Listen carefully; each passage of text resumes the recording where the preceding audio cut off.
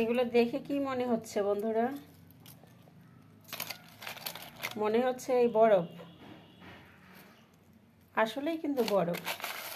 এই বরফগুলো নিয়ে আসছি বাজার থেকে। সত্য বললাম কি না, এটাও মিথ্যা বললাম। এটা মূলত ফ্রিজ পরিষ্কার করছি সেই বরফ।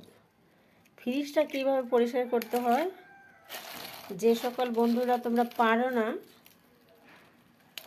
তাদেরকে অবশ্যই দেখিয়ে দেব। আজকে হলো না, আজকে বরফগুলো তুলে ফেলছি আগেই। তো আরেকদিন যখন আমি ফ্রিজটা পরিষ্কার করব তখন দেখিয়ে দেব কীভাবে কতদিন পর পর ফ্রিজ পরিষ্কার করলে ফ্রিজটা সুন্দর থাকবে, সেটা আমি অবশ্যই তোমাদেরকে জানিয়ে দেব। এখন এই যে বরফগুলো দেখাচ্ছি, এটা কিন্তু পাতলা হয়ে গেছে। হ্যাঁ, বরফটা পাতলা হওয়ার কারণ কি সেটাও আমি বলে দেব। অনেক ঘন ছিল, মানে অনেক ভারী ছিল, ছিল, সেটা এই রকম অবস্থা হয়ে গেছে।